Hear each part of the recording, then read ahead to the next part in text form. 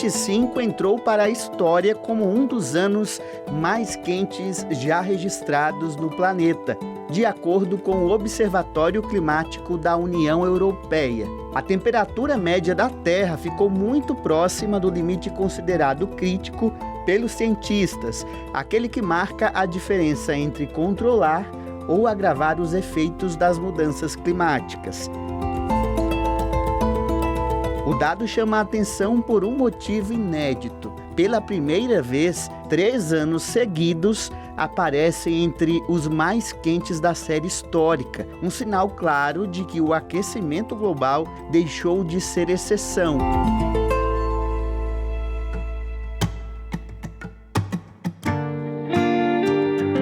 Mas quais os efeitos do calor no corpo humano? Como lidar com essa realidade? E como até as diferenças sociais pesam no impacto das altas temperaturas.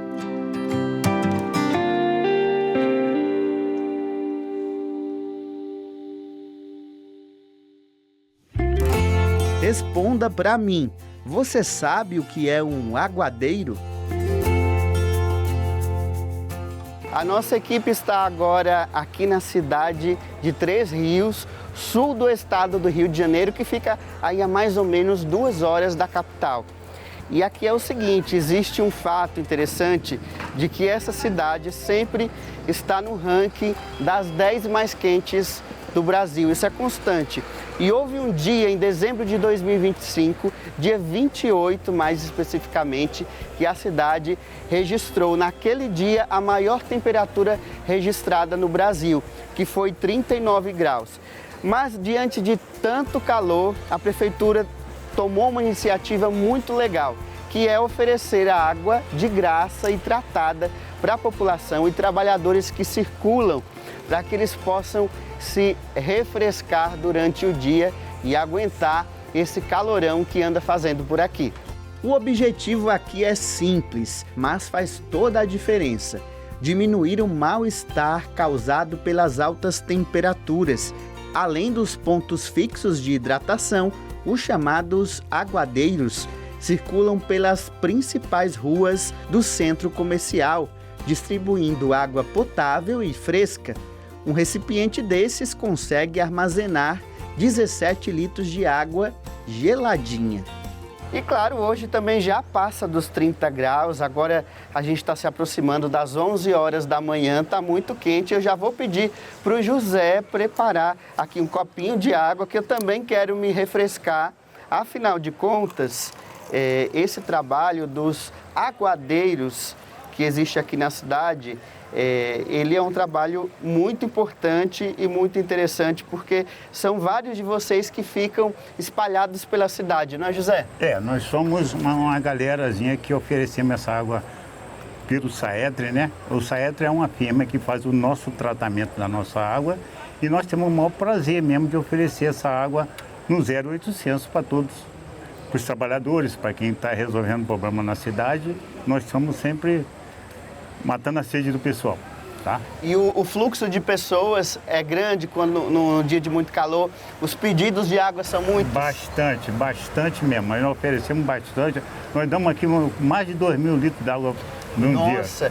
E isso aqui, por exemplo, aqui com o trabalho que o senhor realiza, vai quantos desses aqui num dia de trabalho? A gente calcula assim mais ou menos umas 60 vasilhames desse aí por dia. Nossa, é muita coisa. Bastante água, entendeu? E a água nós somos sempre geladinha e todo mundo fica satisfeito e nós estamos aí no trabalho. Né? Isso é verdade, a água tá bem geladinha aqui, parece que eu acabei de tirar da geladeira, que ajuda ainda mais a gente ter uma sensação de refrescância aqui. E o senhor, claro, de vez em quando toma um golinho também. Também, né? Não posso ficar sem água também, né? O tratamento de água, e nós temos que aproveitar que eu já estou com a água, tem que hidratar, né? Todos têm que hidratar. Com esse calor, não tem como não fazer a hidratação, né? E os pedidos por água não param. O povo da cidade já está acostumado com a presença dos aguadeiros. É o caso do Jorge, que sabe que ao estar circulando pelo centro, não vai precisar passar sede no calor. Eu acho uma iniciativa bem bacana, né? porque a gente sabe que o calor, apesar de ser o mesmo na mesma localidade, não são todas as pessoas que têm as mesmas condições sempre. E quando a gente consegue oferecer esse serviço de água gratuita para as pessoas poderem se hidratar, ainda mais num dia de calor intenso, é muito bacana. Eu acho louvável a iniciativa e não vejo essa iniciativa em outras cidades. Acredito que Três Rios passa a ser uma referência por conta disso. E vai aí a dica para outras cidades aí, para quiser fazer esse serviço de hidratação, para estar ajudando a população de maneira geral. Você costuma ser usuário desse serviço com frequência? Com frequência. Toda vez que eu passo, eu procuro o seu José, que eu já conheço há muito tempo, que é um agüeiro antigo aí da cidade. Vou aonde ele está para poder me hidratar. É uma economia também que é feita, né? Em vez da gente comprar em algum lugar, é a prefeitura pegando, captando esse recurso, tratando essa água e oferecendo para a gente. É uma água da gente para a gente mesmo. Mas o que a população dessa, que é uma das cidades mais quentes do Brasil, gostaria de ter? Eu observo que deveria de haver um planejamento de urbanização e também o meio ambiente, que viesse poder plantar, fazer palestra com a comunidade e falar a importância das árvores e plantar também aqui as árvores aqui. Seria uma coisa muito boa, de grande valia, porque aqui é um bairro que tem crianças, idosos, né? Então a gente sabe que no calor é o problema de ter doenças respiratórias, problema de pressão alta, né? Então eu vejo que seria de grande valia. A percepção que nós temos é que está mais quente, cada vez mais quente aqui no bairro. E aí, com isso, cada um tem que se virar para se refrescar um pouco. É ventilador, ar-condicionado, quem pode, né? Sim, é nessa situação aí. É um gasto que poderia ser bem menor, não é? Para Solange, a população também precisa se conscientizar mais. Realmente é muito complicado, né? Aqui no bairro Habitat nós temos uma área verde de Cocapim e do nada, de repente, quando a gente vê, está pegando fogo e isso complica muito, né? Além da fauna, dos animais que ali vivem e as pessoas que também o ar fica mais quente, complicado, né? Podendo causar mais doença nas pessoas. Eu acredito que fossem mobilizadas campanhas, né, de conscientização com toda a população. Eu falo isso porque eu sou da área de educação e que tanto as crianças, adolescentes, a comunidade em geral tivesse conhecimento sobre a prevenção, né, de várias doenças que decorrem, consequências que decorrem do calor excessivo, né, uso de protetor solar, a hidratação, né, manejo das áreas de preservação ambiental, o plantio de árvores, né, deve-se citar porque é muito importante a própria população fazer parte de construir algo novo. Não só esperando do poder público, que também tem a sua parcela de responsabilidade. A sensação térmica ela é maior quando você não tem a vegetação em si. Então, por exemplo, se nós temos 35 graus, a gente tem a sensação de estar nos 40 graus. A árvore, então, tem o verde em volta, mas nas ruas as crianças não têm uma sombra para sentar. A nossa única sombra que a gente tem é a quadra. Não tem como, não tem água, é muito raro ter. Que aqui no de baixo, não, no nosso bairro de baixo, mas no de cima, falta água direto para se refrescar. As crianças se arriscam, vão para a beira de rio para tomar banho, para passar o seu calor. Muitos trabalhadores estão habitualmente expostos a condições de calor. O calor é um risco ocupacional, presente em inúmeros ambientes de trabalho, que pode trazer consequências que vão desde uma simples desidratação a problemas mais graves como o câncer de pele.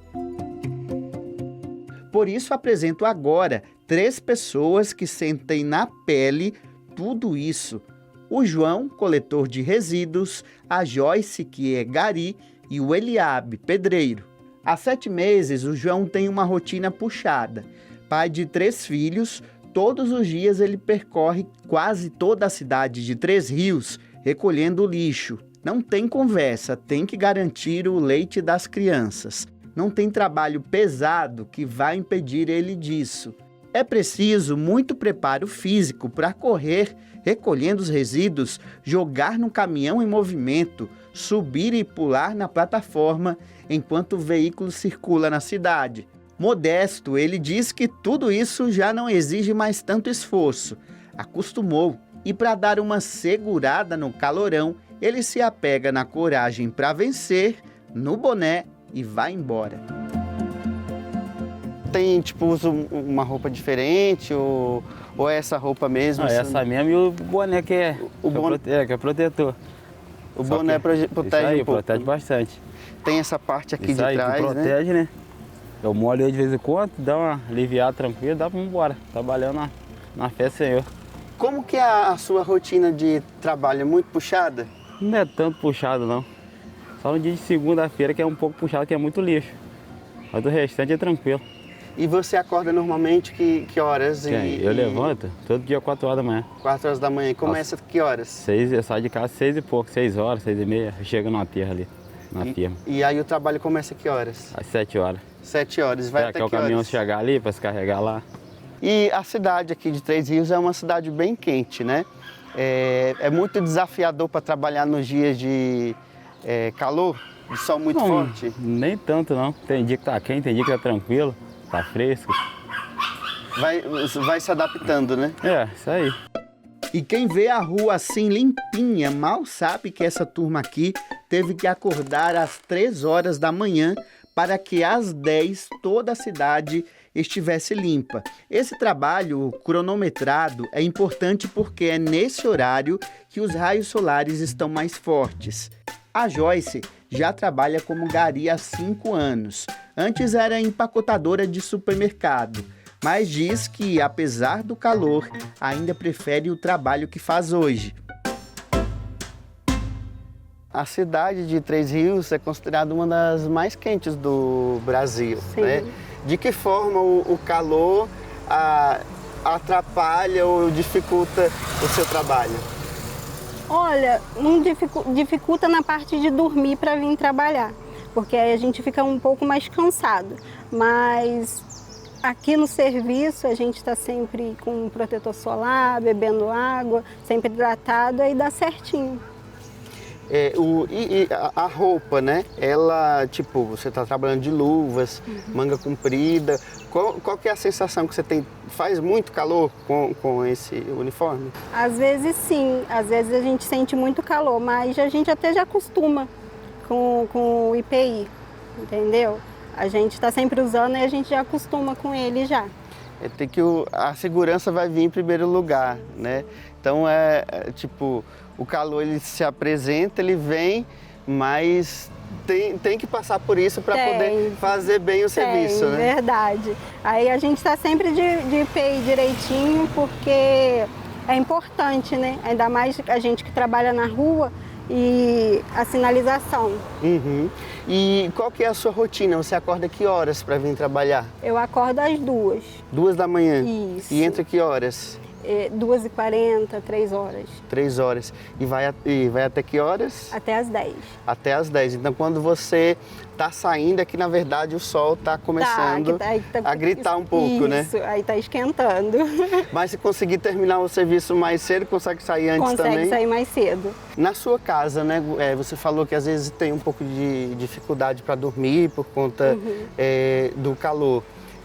Você sempre tem que estar dormindo com um ventilador ou com um ar-condicionado, não sei como é lá na sua casa, como que funciona? 2 ventiladores, um para cada lado.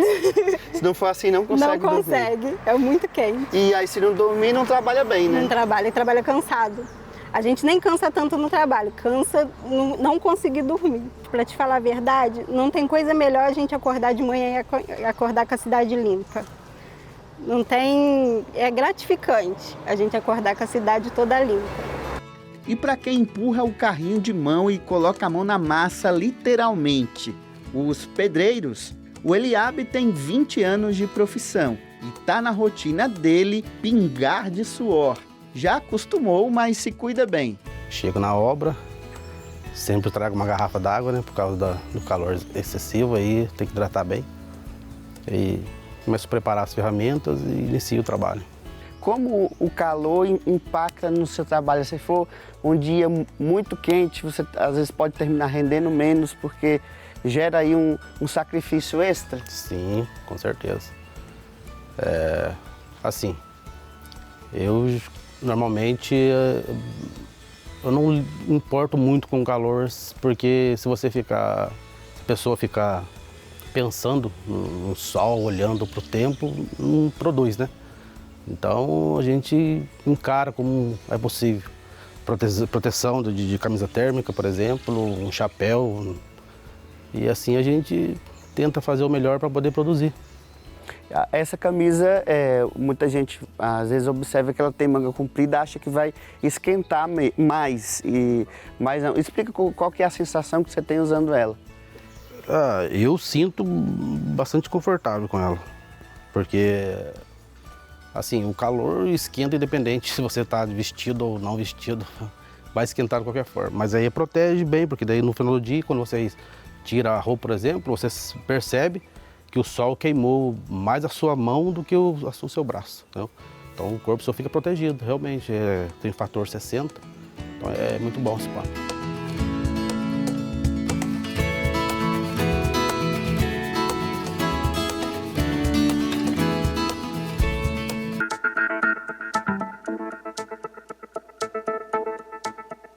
As mudanças climáticas são a maior preocupação na área de saúde do século XXI.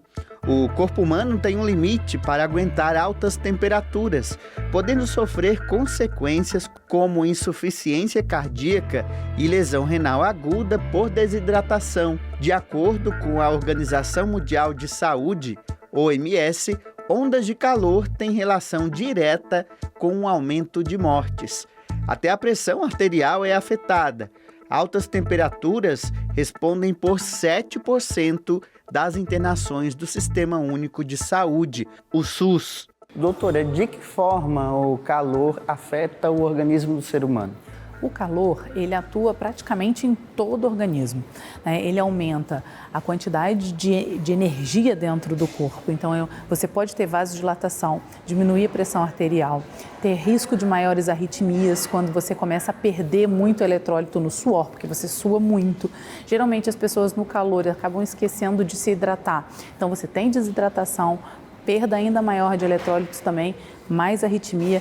Então, geralmente, você tem uma alteração da viscosidade do sangue, pode ter AVC, pode ter infarto. Então, isso é com o calor extremo, né, que você tem um calor, que você tem uma sobrecarga maior do coração, você pode ter várias coisas, desde desidratação até arritmias malignas. O calor já dá essa sensação maior de fraqueza, de moleza, exatamente porque você começa a perder muito líquido e você geralmente não repõe a quantidade de líquido proporcional que você está perdendo. Além disso, você tem a questão da vasodilatação, então a pressão cai.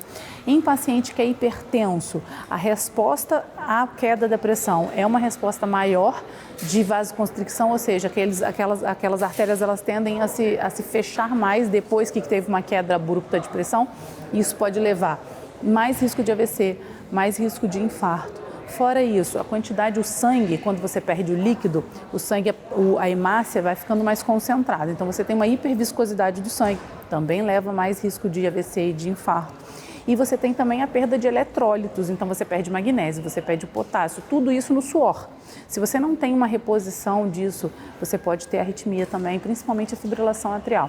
Então, no calor você tem mais eventos de desmaio, de infarto, de AVC e de arritmias, no geral.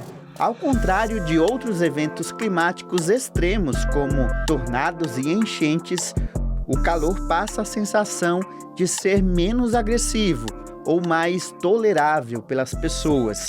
É essa falsa percepção que faz com que as ondas de calor sejam extremamente perigosas para a saúde humana. Muitas pessoas ficam expostas ao sol, até mesmo na praia, né? Você fica mais tempo na praia e ali você não vai percebendo a desidratação, a insolação.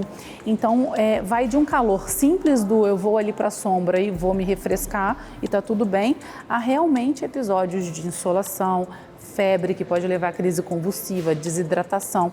Então, toda vez que você tiver num calor extremo e que você começar a sentir enjoo, sensação de desmaio, tontura, já é um sinal de desidratação e um sinal de uma vasodilatação mais importante.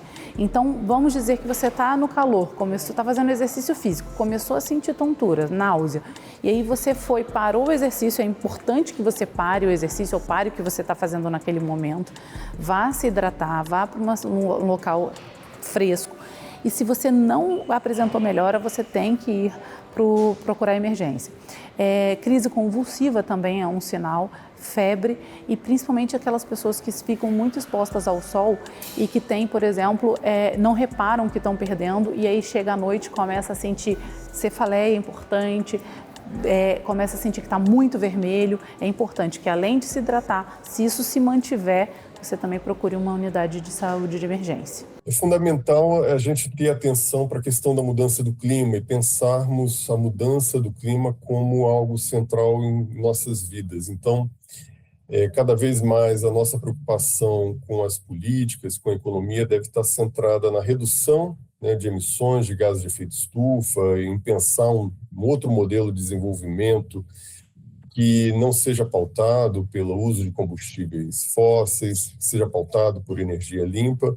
E no campo da adaptação, que a gente tenha muita atenção para as principais ameaças que a gente sofre a partir desse aumento da temperatura, a partir dessa mudança climática.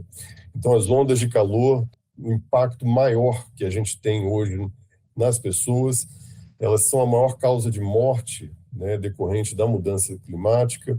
E um dos maiores desafios que a gente tem é justamente monitorar, preparar nosso sistema de saúde, o SUS, para que possamos lidar da melhor maneira com isso. A Michele diz que sente vontade de chorar todo verão, quando as temperaturas no Rio de Janeiro ultrapassam os 40 graus. O calor aquece o cimento que cobre todos os cantos da favela do Chapéu Mangueira, onde ela mora, e tem tornado a vida insuportável em seu quarto sem janelas. A parte mais difícil daqui é aqui, é o quarto. Ele não tem janela, ele não tem circulação de vento, e então a tendência dele é ficar mais abafado, né, com esses últimos dias de calor intenso. Pesquisadores da Holanda, juntamente com parceiros locais, estão tentando entender como o calor extremo prejudica os meios de subsistência de quase 1,5 milhão de pessoas que, assim como a Michele, vivem nas favelas do Rio. As comunidades são construídas pelos próprios moradores, sem nenhum planejamento. A gente sabe, né, que as construções na favela são feitas de uma forma das condições dos pobres, né? A gente não tem arquiteto, a gente não tem engenheiro, a gente faz uma questão de necessidade. Chega no momento do calor, a gente sofre muito com isso, né? Então eu acho super importante a gente estar pensando mesmo, né, na questão do conforto térmico, que para a gente pobre é dignidade humana. Quando a gente fala de conforto térmico, a gente fala de dignidade humana. Os pesquisadores instalaram termômetros nas casas do Morro da Babilônia para medir a temperatura interna. Também pediram aos moradores que mantivessem diários de calor, documentando como as altas temperaturas afetam seus corpos e a rotina. O objetivo é mostrar como as alterações climáticas impactam as pessoas numa cidade conhecida pela desigualdade. O calor é muito naturalizado como muitas outras coisas. A gente fala sobre o calor como um evento cotidiano, mas para pouco para refletir sobre isso. Então a gente, através desses diários de calor, pretende exatamente que o pesquisador, o morador, pare para pensar o que o calor está fazendo no cotidiano dessas pessoas. Então é realmente mapear, abrir um espaço de reflexão sobre o calor, é realmente mapear as consequências cotidianas no sono, na mobilidade, na saúde. Eu acho que a questão climática realmente aponta para pensar as integrações, as conexões entre infraestruturas, entre a casa, as outras infraestruturas urbanas, e não somente pensar o lado de fora das casas, então as ruas, né? E esse calor revela as diversas facetas sociais. A desigualdade também aparece nesse tema.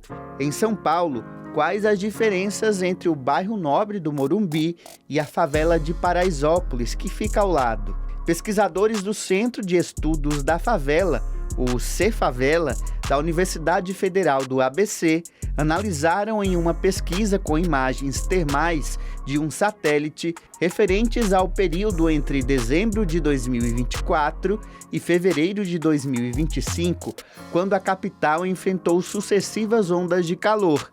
As imagens medem temperatura dos telhados, ruas e o solo. Registros chegam a 45 graus na favela, enquanto no bairro vizinho ficou em torno de 30, ou seja, até 15 graus de diferenças. Pesquisadores alertam para impactos na saúde e no custo de vida. O Geovan vive em Paraisópolis desde que nasceu e explica para nossa equipe detalhes de como é viver com tudo que o calor ocasiona por aqui. A gente sabe que principalmente nas grandes cidades, onde existem bairros mais nobres e arborizados, por exemplo, aqui temos o Morumbi, e em contrapartida temos a Paraisópolis, onde essa diferença de temperatura pode chegar a 15 graus dependendo do dia, né? Quais aspectos dentro desse cenário a gente poderia observar que mostra que o calor também tem o seu lado social para ser mostrado? Isso. Paraisópolis está situado no sul, né, zona sul de São Paulo, um território com aproximadamente 700 metros quadrados. A gente pode comparar essa relação de arborização com Morumbi tendo 30% da sua área arborizada, enquanto Paraisópolis tem apenas 3%. A alta densidade de residências, composta pela sua maioria, tendo as suas entradas a partir de vielas e germinadas, sem ventilações nas laterais. A condição climática que já afeta outros territórios que têm infraestrutura é agravada no Paraisópolis por causa dessa condição geográfica, né? E aí afeta as famílias de uma forma muito direta, né? Tanto na área da educação, saúde. Tem ainda a questão da falta de água. A mudança climática ela afeta tanto o território ao ponto das famílias também sofrerem com isso. E o problema ele aumenta com todos esses problemas que a gente já tem. Então só agrava ainda mais a condição de vida das pessoas que moram no Paraisópolis. Qual seria a condição de uma moradia que pudesse ser, dentro desse espaço, mais confortável para a pessoa que reside ali? Existem maneiras de organizar isso e tornar a vida da pessoa melhor dentro desse espaço? Existe a partir daquilo que a gente encontra do que é moradia digna para um ser humano. E Paraisópolis ela precisa passar por esse processo de transformação. O que a gente chama de dignidade de moradia para as pessoas é casas que tenham ventilação, que tenham iluminação, que tenham como conter os extremos, tanto de chuva, quanto de calor, quanto de frio, tem como fazer. Mas a gente precisa também, como comunidade, pensar como que a gente consegue trazer investimentos para conseguir desenvolver a questão de moradia. Porque não é só apenas ter moradia, também entender qual que é a condição de moradia que é digna para a pessoa habitar. Com a Adriana não é muito diferente. São várias dificuldades, mas no coração dela brota a esperança de que um dia a vida vai melhorar por aqui. O calor que eu sinto aqui é muito quente. Eu acho que aqui é 5, 10 vezes mais quente que o Morumbi, e pra gente, comunidade, é muito mais difícil. Por quê? A gente não tem um ar-condicionado em casa, a gente não tem estrutura. Mora em umas casas pequenas e não temos estrutura. E o que melhoraria seria o quê? Árvores, a gente não tem nem onde plantar. O que a gente vai fazer aqui? Das 5, 6 horas a gente já não tem mais água. Reza para Deus aquela casa que tem uma caixa. Quem não tem caixa d'água sofre muito. A gente está falando de um território que é basicamente composta por um perfil socioeconômico de famílias de baixa renda, vulnerável e extrema vulnerabilidade. Então, são pessoas que, economicamente, desenvolveram as suas formas de morar a partir da renda que ela possuía ou possui. Então, a gente aciona muito hoje, para além da nossa conscientização, o poder público. Né? Como é que o poder público atua para garantir que os nossos direitos sejam aplicados né, e proporcionar esse desenvolvimento. Parte também de uma conscientização das nossas famílias, como é que a gente traz a importância de preservar o meio ambiente, de cuidar para que no futuro isso não chegue no não retorno, né? E que a gente consiga, a partir de agora, trazer esse problema, não individualizar e coletivar todo esse problema e junto trazer a solução, mas isso a gente não pode fazer sem antes cuidar também da nossa casa. A partir do momento que pessoas ligadas ao urbanismo, ligadas ao desenvolvimento, façam o mapeamento das ruas que podem receber arborizações, de vias que podem ser utilizadas como modelos não só para o Paraisópolis, mas para outros territórios também. Então e Paraisópolis também passa por esse processo de transformação com todo esse desenvolvimento que durante os próximos anos vai acontecer. Técnicas tem, a gente já fez alguns estudos, está sendo estudado vias que pode receber arborizações e também novas tecnologias. De acordo com esse pesquisador do IMET, ainda é possível reverter as ondas de calor pelo mundo, mas para isso é necessário um esforço global. Considerando um cenário intermediário, quando que seria numa situação que a gente vai mudando a nossa matriz energética para energias renováveis, e abandonando gradualmente, né, o uso de combustíveis fósseis, a gente deve ter até o final do século um aumento médio de até 3 graus, a média global, né? Para os invernos, um aumento de até 1 grau, nas temperaturas máximas e mínimas. Já o cenário mais pessimista, né, que seria continuar como a gente já vem seguindo, né, ou seja, com a utilização constante de combustíveis fósseis, a gente deve ter um aumento aí de até 4 graus no verão. Então isso vai impactar demais na saúde das pessoas e também na natureza de maneira geral, né? Ainda é possível, né, eu ter uma reversão, mas isso precisa ser um esforço global, né? Não só um esforço regional ou por país, né? A atmosfera é uma só e aí as mudanças, né, e os impactos é para todo mundo. A gente percebe que há uma intensificação de enchentes, de secas, né?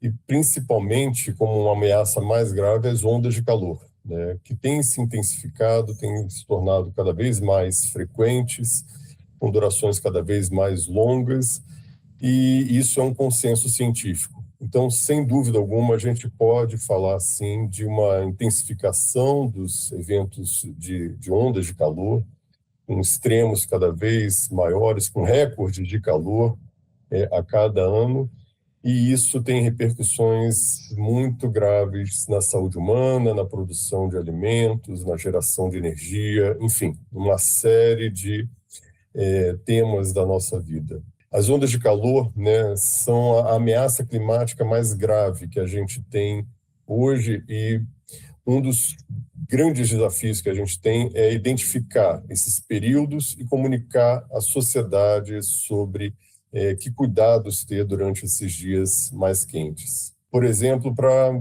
pensarmos em edificações, casas que estejam mais preparadas para um calor mais extremo. Há todo um conjunto também, né, de ações mais amplas que devem ser disseminadas para reduzir a questão dos impactos da mudança do clima e evitar que o aquecimento global se expanda na velocidade que vem acontecendo. Então, combater o desmatamento, promover o reflorestamento, a arborização urbana são, por exemplo, políticas da maior importância.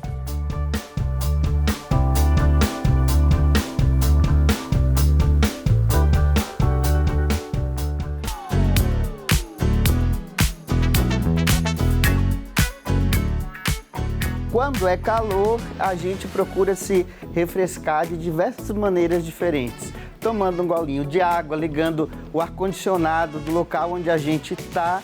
Mas tem gente que brinca com essa situação, fazendo humor e até fazendo música. E não é que essa ideia pode dar certo?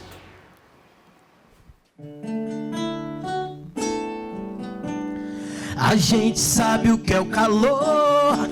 Bate um desespero chegando o verão. Vendo a água faltar, a luz tá dando sempre apagão. Na casa do pobre, a gente sente o chão ferver, o corpo treme todo até a pressão cair.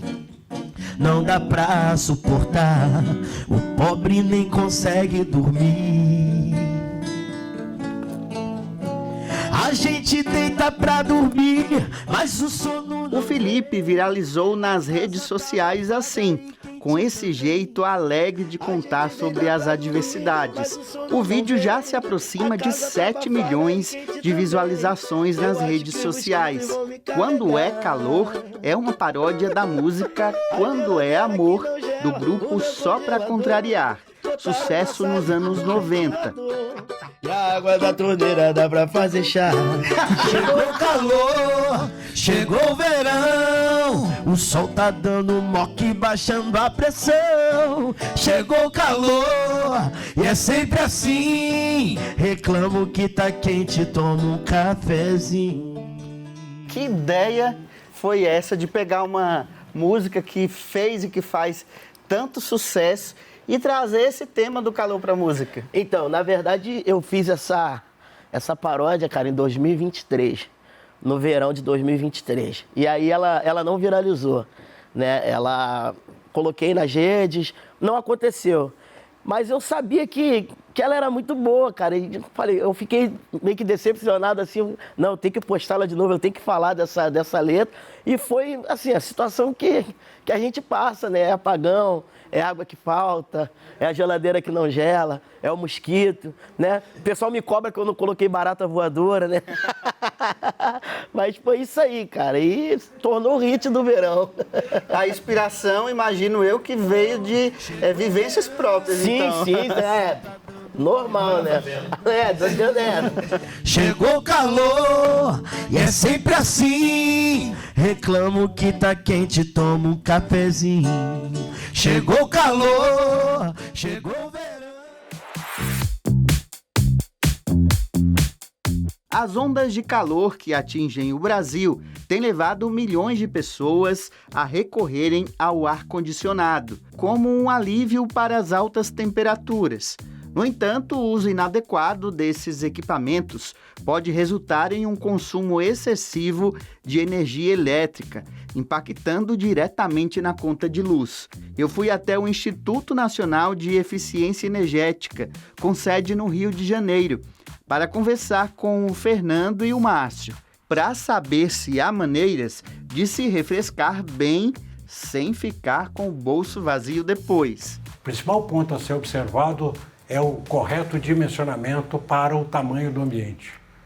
Então, isso é fundamental, que ele seja corretamente dimensionado. Normalmente, esse dimensionamento, em termos da carga de frio produzida, é dado em BTUs, né? E o correto dimensionamento do ar-condicionado para o uso para aquele ambiente específico. Segunda, depois desse correto dimensionamento para o ambiente, seria o ato da compra.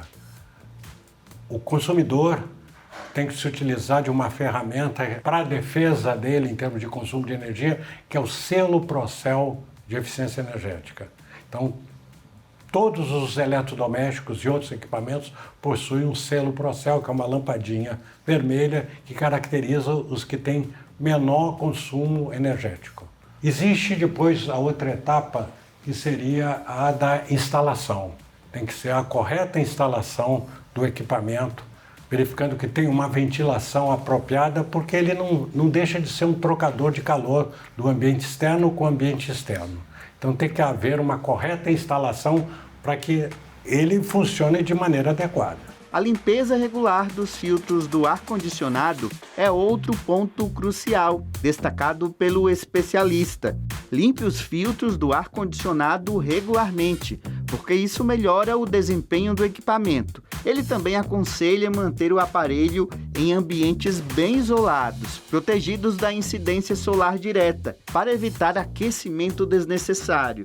Muita gente tentando acelerar isso coloca o o mínimo, termostato, né? No 18 graus, 17 graus, 19 graus, e isso faz o compressor trabalhar de uma maneira mais, quer dizer, ele consome, é uma potência no tempo, ele vai consumir mais, porque você está querendo que ele atinja uma temperatura de forma mais rápida. Então ele vai trabalhar mais para atingir essa temperatura, em vez dele gradualmente chegar na temperatura desejada de conforto. Segundo o Instituto, as edificações brasileiras residenciais, comerciais e públicas consomem aproximadamente 52% da energia elétrica produzida no país. Desse total, o ar-condicionado representa cerca de 47% do consumo no setor comercial e mais de 30% no residencial. Esse número tende a crescer com a população comprando cada vez mais ar-condicionados. Mas vale a pena ficar atento, nem sempre o mais barato é aquele que vai gastar menos energia. Você tem que perceber que geralmente eu pergunto quanto custa um equipamento, né? E as pessoas respondem o preço de aquisição na loja. Na verdade, esse valor é o custo de aquisição. O custo do equipamento, você tem que adicionar o custo da energia elétrica, no nosso caso de ar-condicionado, que ele vai consumir. Geralmente esse valor é 10 a 20 vezes o valor da compra. Então não se sinta tentado em comprar um equipamento mais barato, não tenho aqui etiqueta em método C, ele vai consumir um pouquinho mais, mas é bem mais barato, não caia nessa armadilha, né? Então você economiza na compra ali, mas você vai gastar 20 vezes mais na hora de pagar a sua conta de energia. Então você precisa priorizar o equipamento com selo Procel, que pode ser que em alguns casos ele tenha um custo de aquisição um pouco maior, mas o seu custo de energia elétrica é muito menor. Então faz sentido você investir. Eu não tenho recurso, parcela no cartão de crédito, faz algumas vezes, mas insista no equipamento com selo Procel. Você comentava comigo, né, que existe hoje em dia já até mesmo falsificação das etiquetas. Como que o consumidor pode identificar isso? A gente já identificou uma série de falsificações de etiqueta, né? Claro que no comércio de alto nível, né, nos órgãos oficiais, isso não acontece. Mas eu já vi anúncio de loja de internet fazendo alusão a um selo Procel, um equipamento que não tinha um selo Procel. Isso no mundo virtual. No mundo real, eu já vi o pessoal imprimir aquela etiqueta do Procel, o selo Procel, e colar. E uma coisa que eu fiquei muito feliz recentemente, que eu descobri, né, que o pessoal lá, a equipe da Embepar, que é responsável pelo Procel, eles incluíram um QR Code no novo selo Procel. Com esse QR Code, você pode apontar o seu celular, na hora você vai para o site do Procel, site do Inmetro, e você vai poder identificar se realmente aquele equipamento que você está vendo, aquela marca, aquele modelo, é justamente o que você está comprando, né? Para ter uma casa fresca e bem preparada para enfrentar o tempo abafado, a população pode encontrar uma outra grande aliada, a arquitetura. A arquitetura, antigamente, a gente construía num outro espaço de tempo, então demorava-se mais para construir, para fazer o projeto, para se pensar a cidade, né? Então a gente não tinha tanto asfalto, a gente tinha espaços ao redor das casas, a gente tinha marquises, a gente usava laje maciça, a gente usava o tijolo, a gente fazia paredes externas grossas, hoje a gente faz as paredes externas finas. Então tudo isso a gente fez ao contrário, né? Então, antigamente a gente não tinha essa crise climática e a gente construía melhor. Hoje a gente tem uma crise climática, o calor é mais intenso e a gente constrói pior, de uma maneira menos efetiva. A gente hoje tem materiais que podem ajudar a diminuir o calor dentro da casa, né? Mas tem coisas que não mudam, que primeiro, você tem que olhar para onde estão voltadas as aberturas da casa. A face oeste, ela é a mais quente, né? Ela recebe mais sol da tarde por mais tempo, né? Ela vai do norte ao oeste recebendo todo o sol da tarde. Então, evitar esta face para as aberturas, a não ser que você queira, por exemplo, uma lavanderia, tudo bem ser voltada para a face oeste, porque é interessante ter mais calor, ou uma piscina, talvez, né? Mas uma área de convivência, que você usa para dormir ou para estar mais confortável, sugiro que use outra face. Tá, mas se você mora em uma região menos privilegiada, o que deve ser feito? Não só a arborização, mas o tipo de construção, o tamanho do terreno, os recuos que as pessoas adotam, né? Tanto na periferia como em bairros onde se tem muito desmembramento e os terrenos ficam com menos frente. Então as construções ficam mais próximas umas das outras, você não tem recuos, você não consegue circular a ventilação, deixar a casa respirar. A gente pode utilizar, por exemplo, a técnica de abrir permanente um vão no teto, partindo do princípio que o calor sobe, né? Então você tira o calor do solo e leva para cima e deixando uma abertura para que ele saia, a casa vai ficar mais fresca. Mas a gente pode usar brise, que você consegue diminuir é tipo pergolado, né? Você consegue diminuir a incidência do calor direto. Você consegue colocar uma planta, né? Para poder diminuir a incidência direta na fachada, por exemplo, colocar. Não precisa ser uma árvore, uma planta alta, por exemplo, você já consegue diminuir essa incidência. E aí a gente tem artifícios como tecidos, blackout, a tinta, que hoje a gente tem tinta que diminui a incidência do sol também, na fachada, nas paredes, né? Então, é esse tipo de solução que a gente pode utilizar. Utilizar o porcelanato, o piso frio. O piso frio dá essa sensação de frescor, evitar o piso amadeirado. E quem nem casa tem, mora nas ruas, passa frio, calor e fome. Em que e em quem se apega? Durante o inverno a gente percebe que existem diversas iniciativas Brasil afora preocupadas em manter os nossos irmãos em situação de rua aquecidos do frio. Mas e agora, na época do calor, quando o sol aperta e as pessoas ficam com sede e sem se manter hidratadas? A gente veio até São Paulo para conhecer o pessoal que está preocupado com isso, em dar o mínimo conforto a essas pessoas nessa época que está um calorão. É esse grupo aqui. Eles formam a SP Invisível, uma organização não governamental que busca dar visibilidade aos problemas que moradores de rua e pessoas em situação de alta vulnerabilidade social enfrentam. Entre inúmeros desafios está o de matar a sede no calor. Nesta ação aqui, garrafas de água são distribuídas de graça para quem mais precisa e muitas vezes não tem como comprar. O verão é uma estação que a população em situação de rua precisa se proteger. E a gente tem vivido cada vez temperaturas mais agressivas no Brasil. A gente tem passado por 30 graus, 35 graus e essa população de rua está exposta. E a gente, como brasileiro, sabe que no frio a gente precisa se cuidar. Mas o calor é algo mais cotidiano e muitas vezes a gente passa despercebido o fato de que a gente precisa se hidratar mais, tomar bastante água, comer de forma saudável, que a gente precisa se proteger, porque o calor queima a pele, traz problemas de pele, mas também acaba afetando muito a nossa saúde. E a gente precisa cuidar dessa população nesse momento também.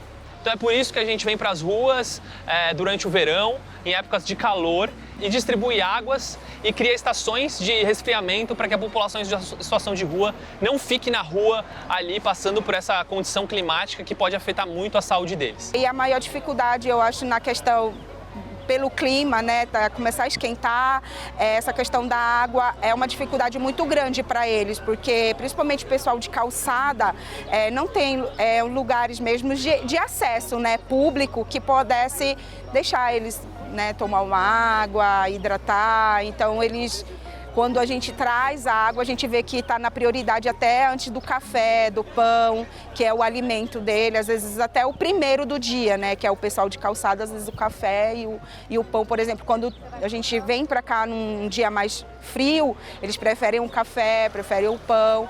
Quando está quente, que tem água, eles preferem logo a água. Nós precisamos disso para sobreviver, porque aqui tem muitos regam água ou vendem água o preço acessível. A maioria de nós vai pegar água no centro pop, mas fica muito longe.